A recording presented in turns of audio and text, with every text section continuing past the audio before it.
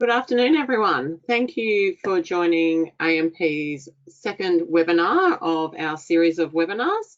I can see that we've got about 43 people currently on the line, so we're at about halfway, but I think we'll kick off anyway in the essence of time.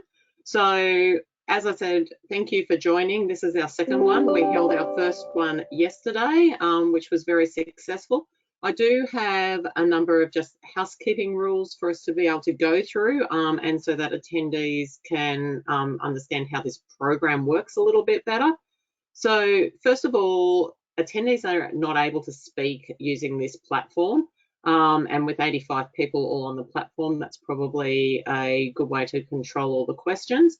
However, we really encourage questions today, so if you would like to ask a question, please feel free. You'll see a questions box. Please put in the question there and we will direct it to match the presenter, or I will answer it accordingly during the day.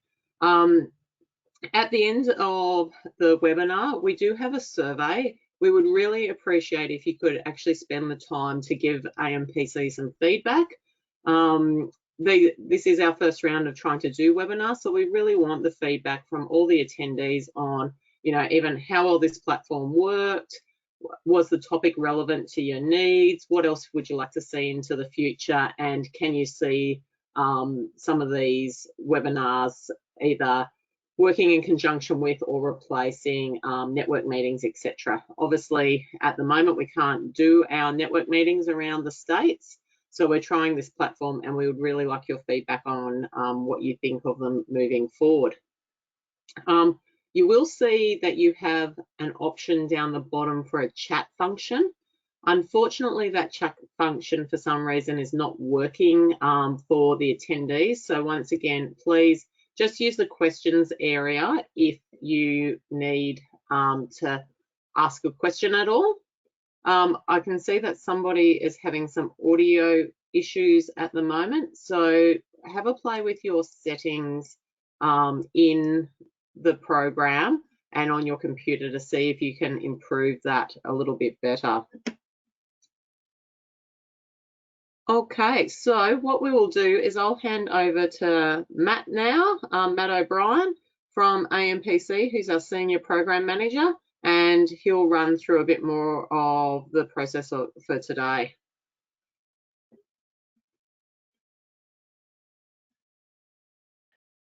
Okay, so I'll start off with apologies. I got a call from Jason today.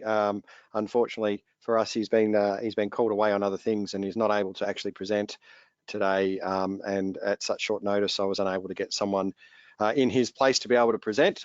So that part of the presentation has been rejigged to be able to try and fit in other stuff that we hope is relevant for you and is relevant for us to be able to try and help you guys. So I understand if some of you are really here to really have a listen to what Jason had to say about what's going on and what's business as usual and what isn't business as usual within the department at the moment. And I apologise for Jason. He feels bad that he can't be able to present, but he's happy to present in a couple of weeks' time, so we'll squeeze him in.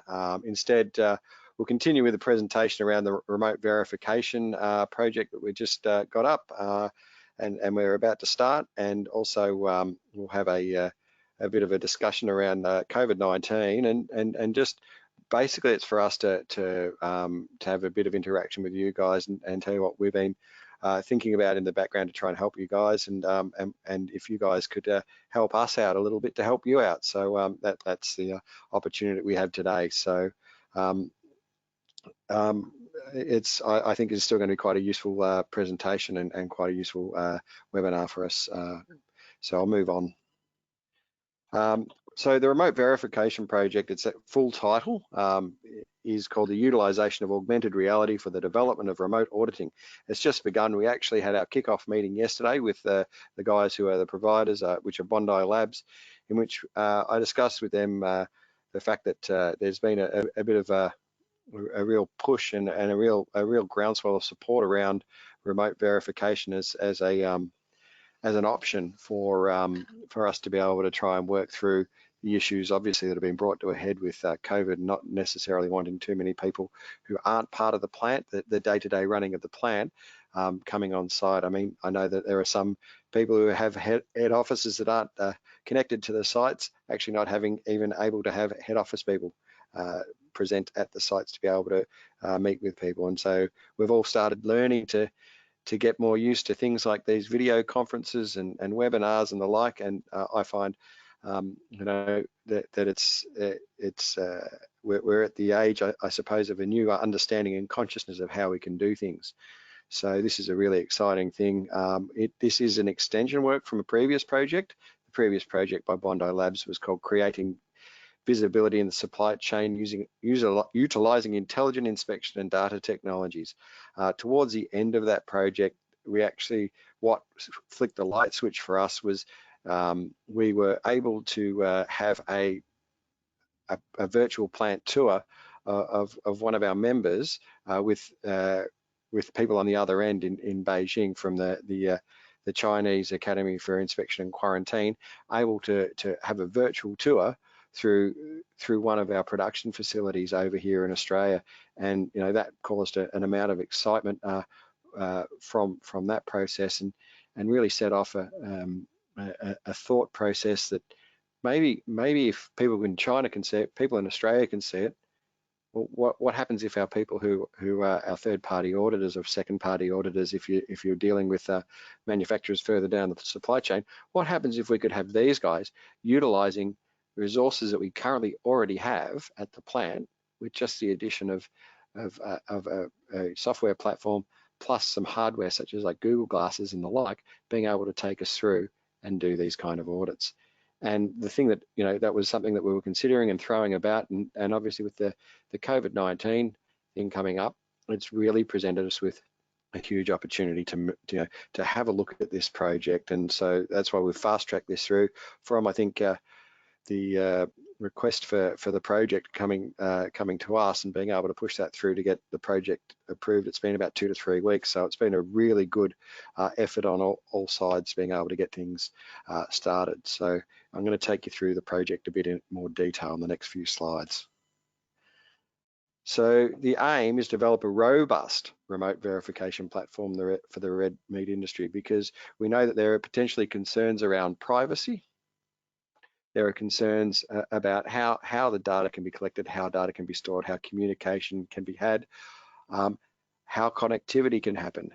All these, there are so many different factors that come into this, and you know, they're some of the questions that we have that we're aiming to answer, and we certainly know that there'll be questions that the industry has, there'll be questions that the regulators have, and there'll be questions that third-party and second-party auditors will have.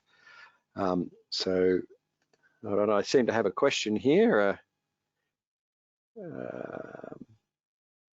No, it's a message from Amanda. That's okay.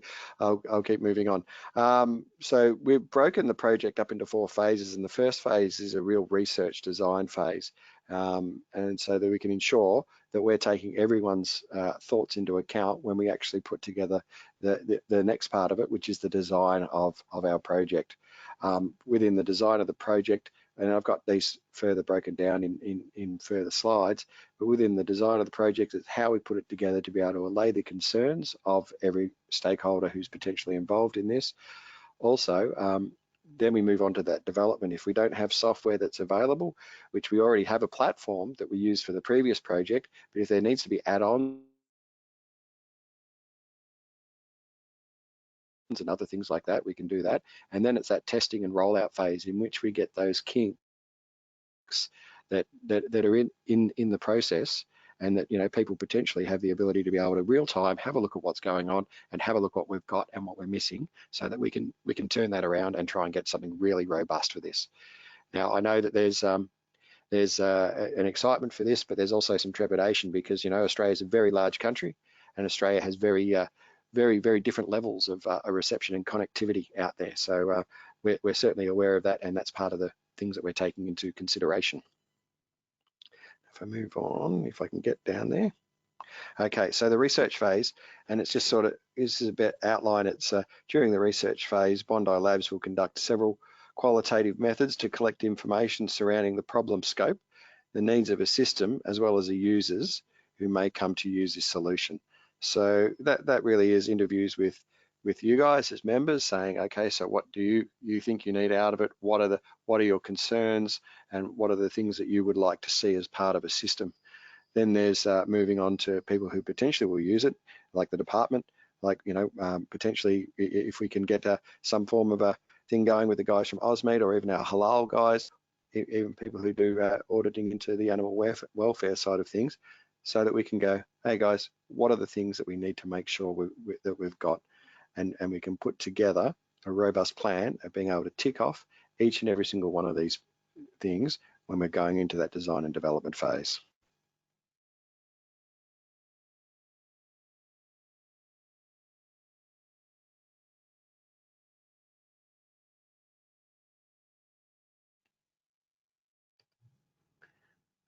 Okay, next thing is, guys, don't wait until I am finished with my presentation. If you do have a question, I'm happy to be interrupted and talk through and explore things as they come up. So please feel free to ask questions through the system, and I'm happy to talk to you guys at the time. So the design phase, we'll be looking at, with the people who are involved in the project, a design and workshop solutions with the project stakeholders to ensure that we've got the design process right, and it's consultative and collaborative, so that we've got something that not just satisfies one part of the stakeholder map within this, it satisfies everybody. And we really want to make sure that this is a goer. I do know that there's been discussions between BSI as an auditing group. They've been having discussions over in the UK as to how they can start this. We want to be at the forefront of this and moving this technology along if we can. And so this design phase is really key for us to be able to ensure that we're dotting all our I's and crossing our T's to be able to move forward.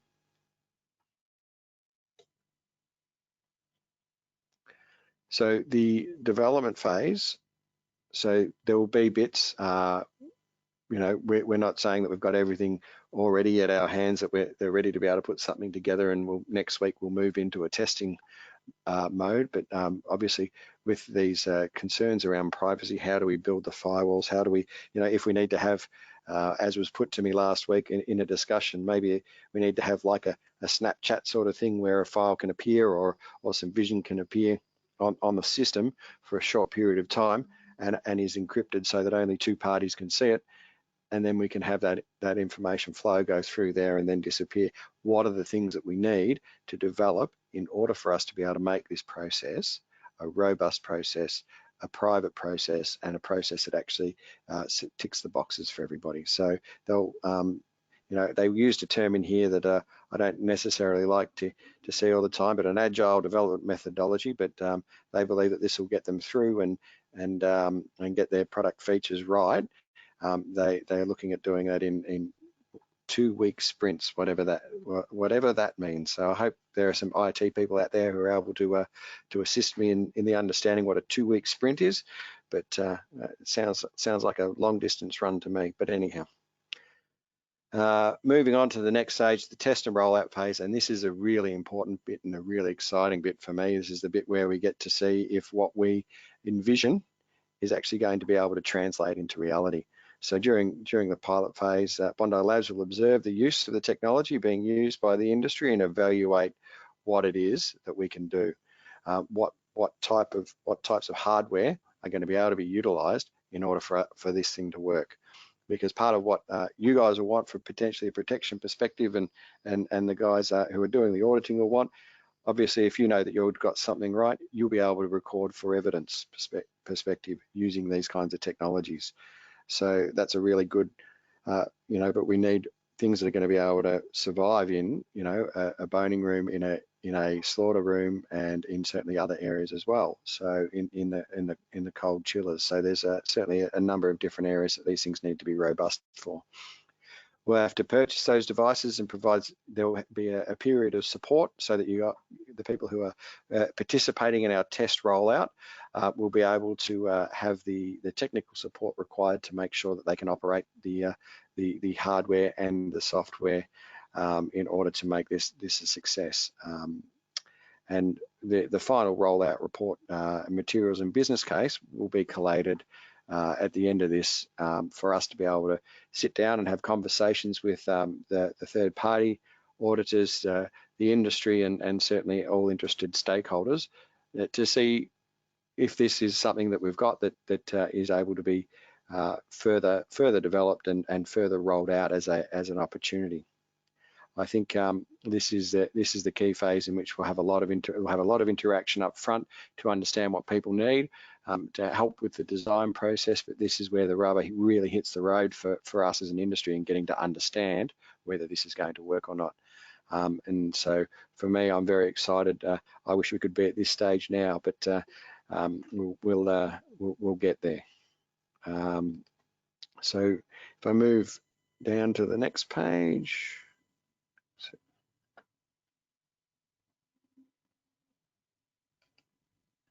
Okay, so the other thing that's really important as part of this project, we've put to Bondi Labs that we don't see that remote verification is the end of this ability for the industry.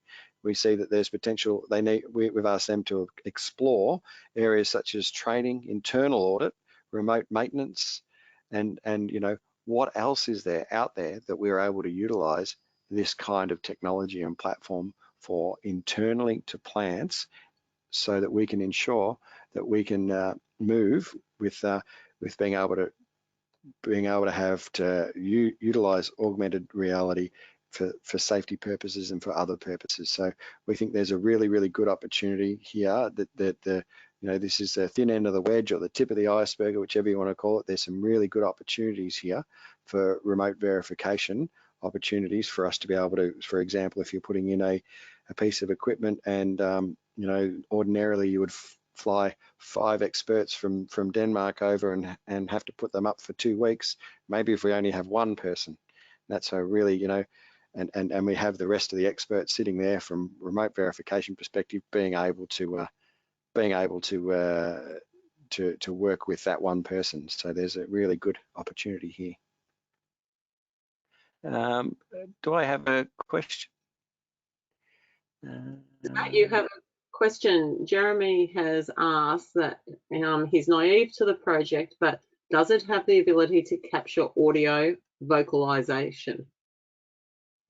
Yeah, certainly, and that's the thing. I've seen these. I was sitting in the department probably about 8 months ago with the biosecurity guys who are looking at utilising inspection technologies for the, what do they call them, the tailgate inspections, where they follow a truck and then they ask them to open so they can check to see if there's any biosecurity issues. They actually were doing a demonstration, and I was able to talk to people. We were in Canberra. I was able to talk to people in Melbourne and direct them around their office and ask them to go to different places here, there, and everywhere. Now, whether that is able to be carried out perfectly when you've got all these air-driven rotary blades and chutes and opening and closing and all these other kinds of things in the background, that's part of what this project is to test, to ensure that we've got a robust ability for people to be able to hear. The person who's wearing the glasses is able to hear and take instruction from a person who's remotely located. So that is part of what we need to do. It does capture audio, it does capture visual. It can actually even transmit. There's a small screen on the lenses, which enables messages to be put up in front of the eyes of the people as well. So, and it's not in front of the eyes so that they can't see where they're going. So we're having issues from a safety perspective, but there's certainly an ability for that. And I've tried the glasses myself, and I've found that there are ones that are attached to safety hats. And while I'm not used to wearing a safety hat, I'm sure a lot of people in our industry are. And they're not uncomfortable or cumbersome in any way if you're used to wearing safety glasses.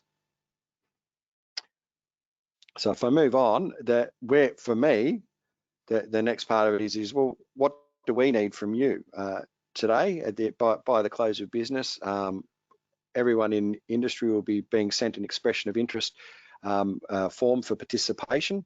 Now we only have a limited amount initially for people to be accepted into the actual rollout phase. But you know, I'm sure I can have a bit of a push and prod of my my providers to be able to see if I can include more people in that design and development phase, so that we can make sure that we get most of the answers for questions from the industry as much as possible. So the expression from interest will go out tonight, and it closes on Friday week, so the 15th of May.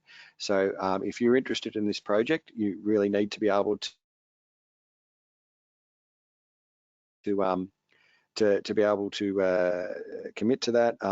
On the expression of interest, there is a list of requirements from a technology perspective that you'll need to be able to do in order to be part of that testing process. So please read that and ensure that you're able to do that. And you know, even in your response, if you can potentially confirm that you have all of these requirements, it will certainly help us with the selection of how we do the rollout.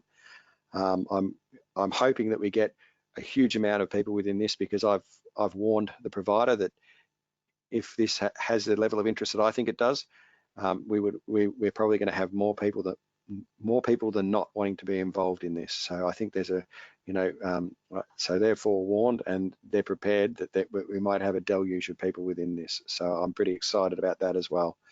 Now, what if you look at the technology infrastructure and you think, I don't have great connectivity, or I don't have a server that's going to be able to handle this kind of data, or I don't have a system that's going to be able to put the software on. Well, that's okay, because AMPC are investigating, and I've had a discussion with people from AMIC, and we've had a discussion. There's been a request if we can look into, and which is what we're currently doing, is investigating for the utilisation of PIP funding in order to upgrade plant infrastructure for A, connectivity, and B, for that server ability for us to be able to do that. So if you need further information about that kind of thing, please contact myself, and there's my email address there, and if you want to jot that down to be able to email myself or Sean Starling, who is consulting to us currently, and has probably been around to visit a majority of you guys over the past 6 months. Sean's au fait with what we need to do from a PIP funding perspective to try and get this going. We think this is a really good opportunity to be able to help you guys be able to bring the technology that you have in plant up to a point where you're really being able to compete with the other areas of manufacturing, that potentially a bit more out of suburbs based, because I know you guys being regional, it is sometimes difficult to have those things readily available for you. So that's a bit of a snapshot around the remote verification. I have a question from someone, I believe. Is that true, Amanda? Matt, would you like to, we've actually got a poll that we're able to run today. This is the first time we're doing this. So let's put it over to the audience to see what sort of experience plants have in terms of conductivity issues, which might help us get some information to drive what you're talking about in terms of infrastructure. All right, I might just launch that. So if everyone, you should have a little poll up. That's a real quick yes, no. Hopefully everyone can see that.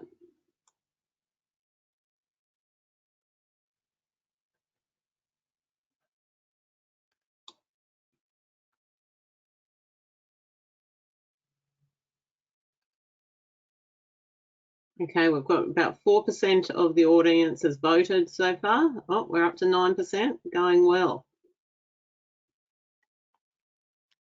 So Amanda found this poll function yesterday before our first webinar, and it's her brand new toy, and she's really happy to unleash it on you guys. So we might send you more than one poll today, Amanda. Is that right? We may, Matt, and I'm pleased to say that hopefully my conductivity is better here in Tumut in the foothills of the Snowy Mountains in New South Wales compared to you sitting in Sydney, because your audio has been dropping in and out occasionally. Okay, well, that's not good. Maybe it's because I'm in too safe an electorate. Maybe I think I need to move out to a more marginal electorate. Fantastic. All right, we've got about 71% of people responded, so we'll give you another couple of seconds and then I'll see if we can actually have a look at what the results show us. Do I need to hand the presentation over to you now, or? I have no idea. This is live radio almost, isn't it?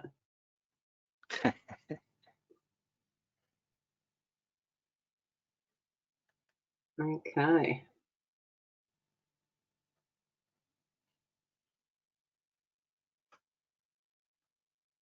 All right. So we have 60% of people have said that their business has some conductivity issues in terms of communication, and 40% are saying that no, they've obviously got good conductivity. So there you go. That is the results. All right, back over to you, Matt. Okay, well, thank you very much. Well, that says to me that I'm hoping to hear a whole lot of. Have you given me presentation again, Amanda? You should be able to. Yeah, you should be able to present now. No. No. There we go. That's your screen there. Okay, so people should be able to see those. And now, Matt, they should have your screen back now. There you go. Okay. 60%. Okay. So I'm waiting for. Okay, so share my screen. This is our new little toy, so we will get this streamlined as we go. Okay, so we're back onto the. I suppose before we move on to the next section, does anybody have any questions about the project, or any thoughts or any feedback? I'm very, very interested to understand about if we've got any questions or any thoughts. And if there's anything that you may have missed out due to my audio fading, if you'd like me to go over that again, I'm quite happy to.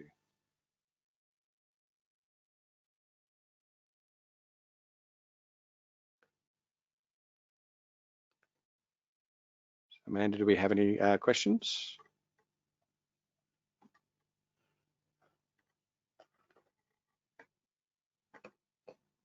I've just sent you one comment from Lani. I think there needs to be another option which is inconsistent in terms of our poll. Sometimes it's great and sometimes it's not in place. And we've also had great feedback from another attendee saying that we're more entertaining than John Laws, Alan Jones and Ray Hadley. So there you go. Thank you for your feedback. I'm going to take issue with that so that I can try and make some kind of discussion. No, I don't. I don't know whether to take that as a compliment or whether to take that as damning. But anyhow, thank you very much. Yes, I've found that while working from home over these last few weeks, that the consistency of my connection is somewhat suspect at times as well. Okay, Matt, we've got another. So Cameron Dart, that's a very, very good question. Will this project and potential outcomes have an aim to reduce the number of audit days? So that's from Cameron Dart.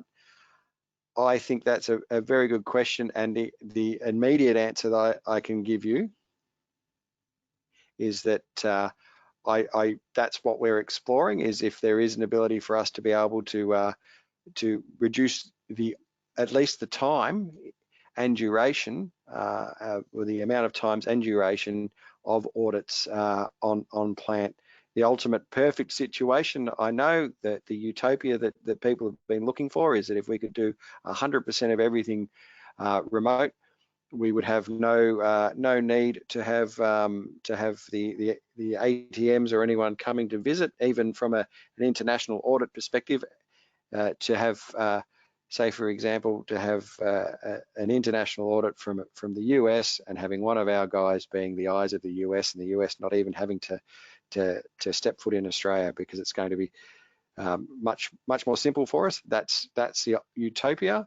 I think let's go and have a look at the project and what it puts out, and find out what the strengths and weaknesses of this are, and we can move forward from that perspective.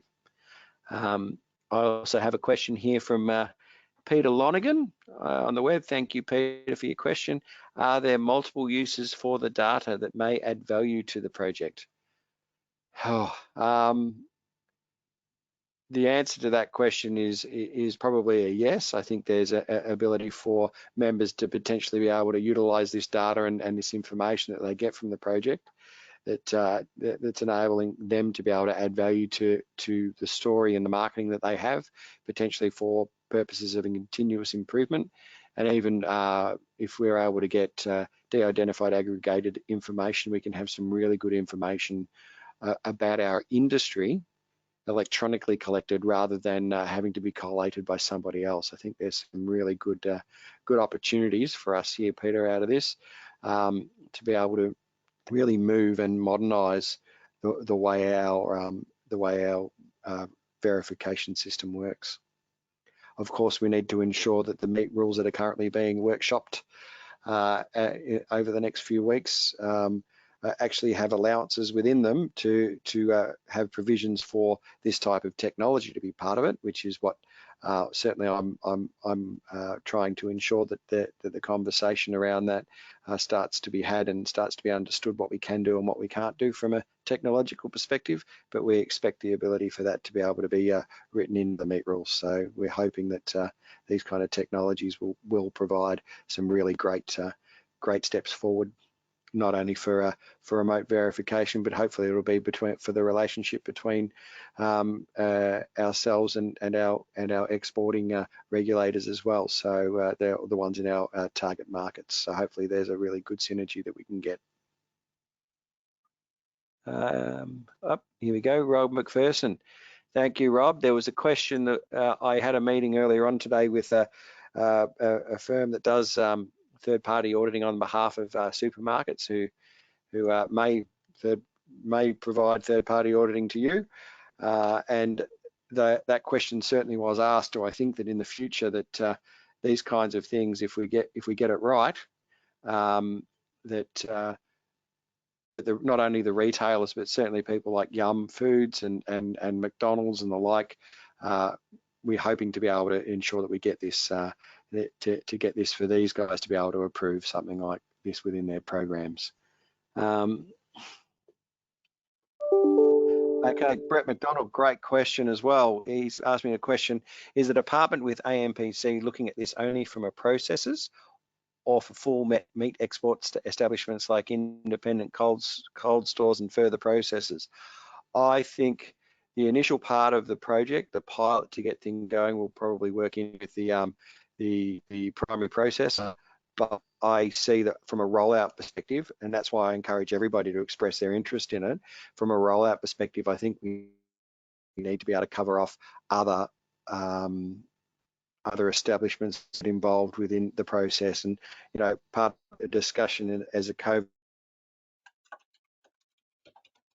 action group with animal health, one of the questions I asked was that how are the states coping with the regulatory requirements for them to be able to audit domestic plants? I think there's a really good opportunity for us to be able to really take the entire meat industry forward, not just export plants with the department kind of thing. I think there's a really broad remit. Shannon Hey, I hope I've pronounced your name correct. Shannon, sorry, I dropped out regarding audio issues. Is there an expected time frame or line that this project will be up and running? Well, we've kicked off the project as of yesterday, and it got approved on Friday of last week. So the contract got signed on Friday of last week, so we're wasting no time at getting into it. From a timeline perspective, I'm not expecting this to be next week or the week after. We are trying to put a road, the consultation takes time. Obviously, we've got a week and a half in which we're trying to get the expressions of interest so we get the right people and to have the discussions with the provider so they get the right design and development. I'm picturing it being, I'd need to look at the timeline, but I think it's probably a 4 to 6 month type of thing. And I think if we're getting the infrastructure behind us as well, if there are people wanting the upgrades, if we tried to be able to roll out the use of this thing, I think that's going to add some time to it as well. But in order to get the PIP work done in a manner that's able to provide upgrades for the people who require it. I hope that answers your question, Shannon.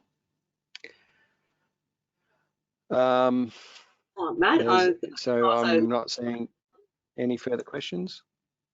No, I'd just like to also point out, Jeremy's just made a really good comment that programs like this would make very good opportunities for benchmarking. And absolutely agree, Jeremy, with that. And benchmarking is one of the common themes that are coming up as we're talking to our members. So the more data that we can collect and hopefully be able to get up some benchmarking platforms, I think that will help drive the industry further as well. Thank you. And Matt, it looks like there's no more questions at the moment. So okay, feel free to send any questions and we might move on to the next. I'm going to close my question. Yep, I'm happy to go back if we need to.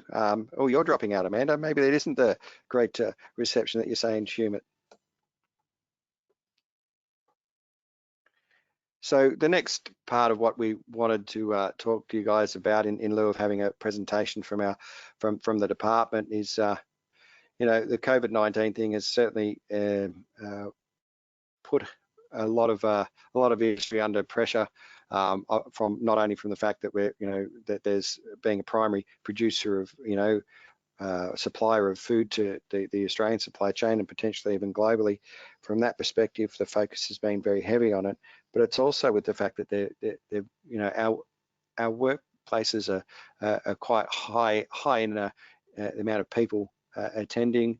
Some of our guys have got a large amount of people who have probably been overseas, visa workers and the like, and so there's a really large amount of issues that are really a microcosm of a lot of the issues that I suppose globally we've been facing, and what we were really interested in is understanding some of the things that you guys have put in place on an individual basis, and what you guys are doing, what you guys are feeling you're doing really well and you've got under control, what areas you think you might be having a few gaps in and what might be missing, and then to find out if there is the ability for you guys, if we had some kind of best practice guideline put together for this kind of thing, that we've got an ability for you guys to be able to, and I know we're going through the processes as we speak of, where hopefully things are getting better, but we're not sure. It's all it's all up in the air at this point in time. Australia's done a great job managing it, but we've certainly seen in the past a week or two, a couple of areas up here in Sydney, we've had our issue within the aged care area. We've also had the issue down in Victoria. We really want to know is what things that we can be putting out so that we can ensure that you guys have an ability to be able to really manage this thing and A, keep it away from your plants, and B, if you do have it, you can go through a system of things that can really make sure that you're right on top of it. So I suppose, Amanda, have you got any polls there that you would like to send out to get some answers from people? Excellent. Yes, Matt, I would. I'm just going to launch a poll now. Would you like the industry to develop more specific industry information on best practice measures? So we've heard so many amazing things that are plants that are doing. Does the industry actually want us to try and collate some of those so that we can continue to keep our really high standards? So I'll launch that poll now and give people a few minutes to fill that out.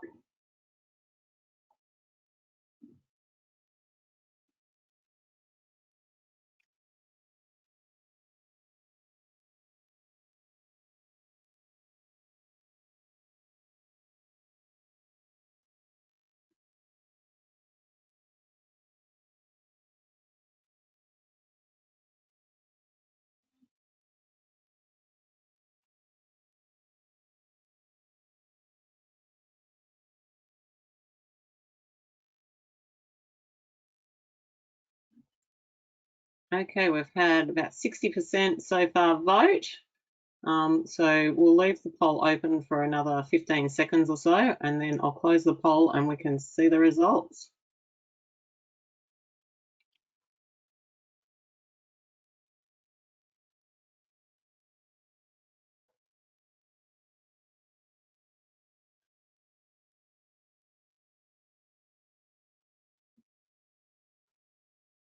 Okay, I'll close the poll now and I'll share that poll with you. So the quick poll, 95% of people on the conference call webinar today has indicated yes, they would like us to develop some industry best practice measures.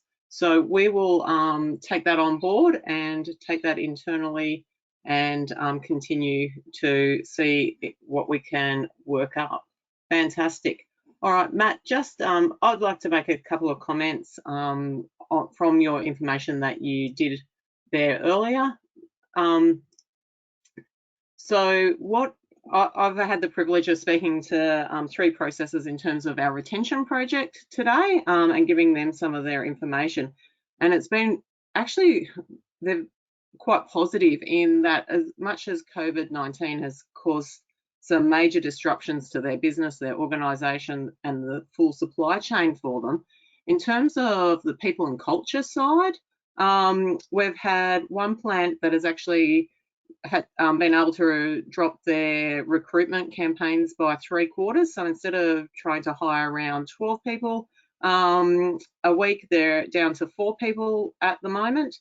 And also across the 3 plants that we're speaking to today, everyone has indicated their attendance has improved and absenteeism, rough figures would suggest that absenteeism has dropped by 50%. So I think, you know, that's real positive. So hopefully that will continue for our processes as we move forward. All right, back to you, Matt. Okay, so I suppose from the perspective of this, the next steps we'll be looking at, we've got all the information the guys said who have attended. We're happy to contact you guys and find out, you know, if you're interested in participating in a roundtable to assist us in putting together.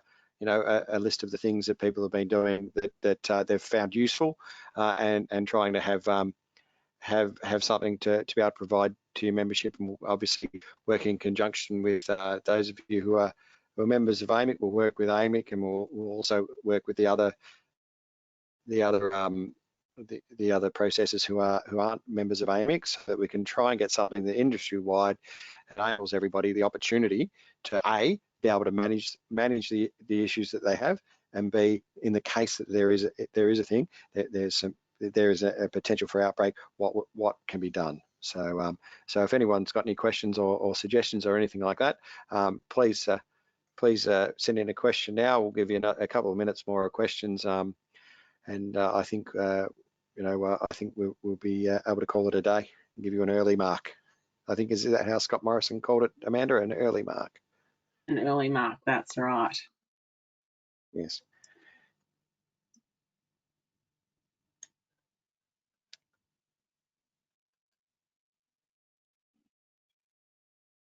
Okay, we've got Charles Baird and Campbell Ferris. Great. Oh no, Campbell is provided. Okay, so if a best practice guideline were to be developed, is there any evidence that the health department has accepted some of these measures that would allow an establishment to continue working? Wow, Charles, I got to tell you, I'm not sure that about that, and I can take that question on notice and certainly get back to you individually, and potentially if people are interested in hearing an answer to that. But I can't answer that one, not on on notice. So if there's anyone else who's got an idea and wants to reach out to me around that, I'm happy to take advice on that. That's probably a good lead into our very last poll, Matt, in that. So the poll question is, would you like the industry to develop more specific industry information on what to do if a COVID-19 outbreak occurs? So I might just launch that poll now while people are sending in their last questions. Yep. How's that sound? That sounds great.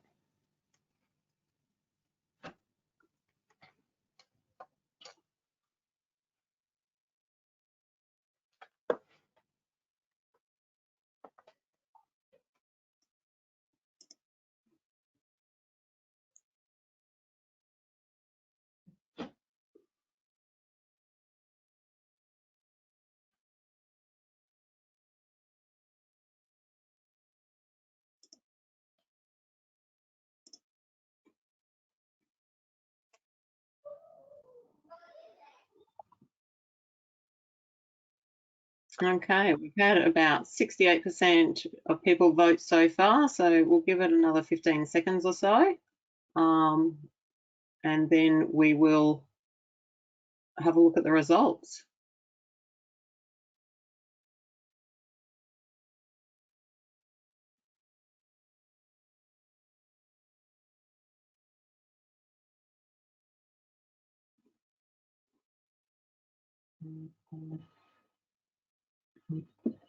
Okay, I'll close the poll off now and I'll share that.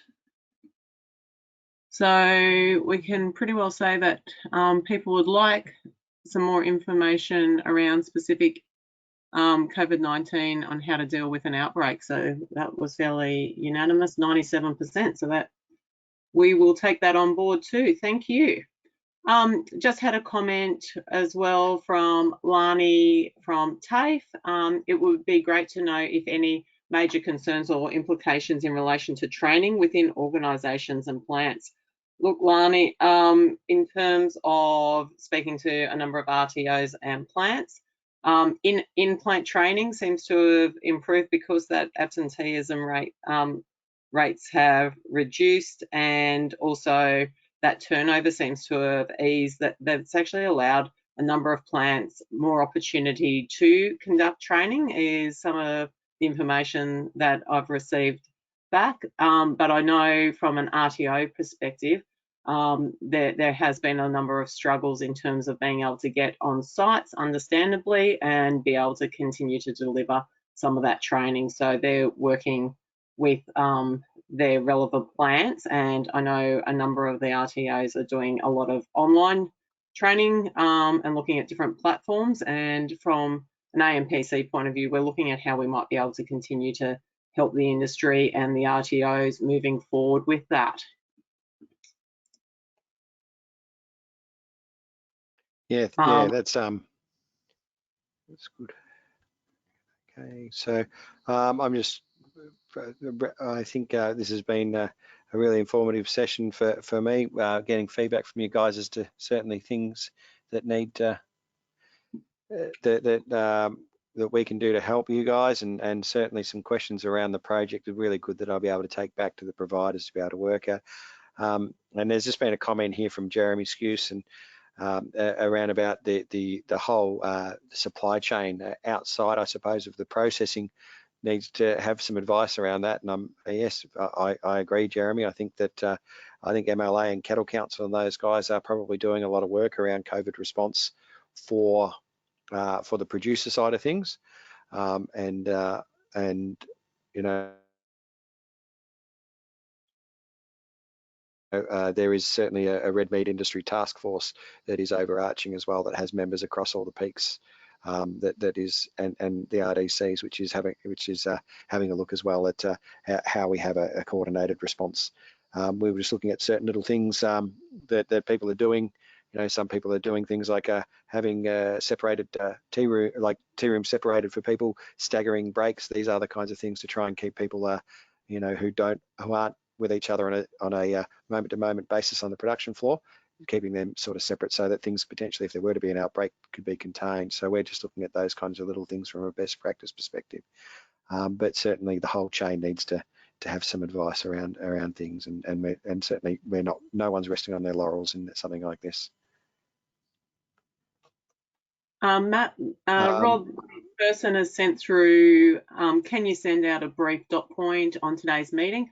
Rob, for your information, this is actually webinar has actually been recorded, so we're just working on our tech side of it at the moment to be able to upload it onto our website. But if you want to shoot me an email, a.carter@ampc.com.au, I'll be able to send you a copy of it as well, and we'll be able to put the presentation up on our website shortly as well. This is a thing I like to have at the end of all of my presentations, is that if you want to find out any of the projects that we've have done in the past that may have interest to you guys, whether it be around augmented reality or some of those retention things that Amanda's been talking about, we've got a project report page on our website for you to be able to go to look at any projects that we've done in the past. And my final page is just our contact details, so that you can take those down, and if you need to contact us about any of these kinds of things, that's perfectly fine. And we thank everyone who's attended today for your attendance and for participating in this webinar with us. It's been a joy to deliver it to you guys. Thanks, Matt. It sure has been a joy to deliver it. Now, I'll close off the webinar, and as we close it off, you will actually get a survey. Please take the time to fill out that survey, as we mentioned at the beginning, but it also gives you the ability to give us your contact details if you'd like to be part of that roundtable that we were speaking about earlier in terms of COVID. Thank you very much, everyone, and enjoy your afternoon.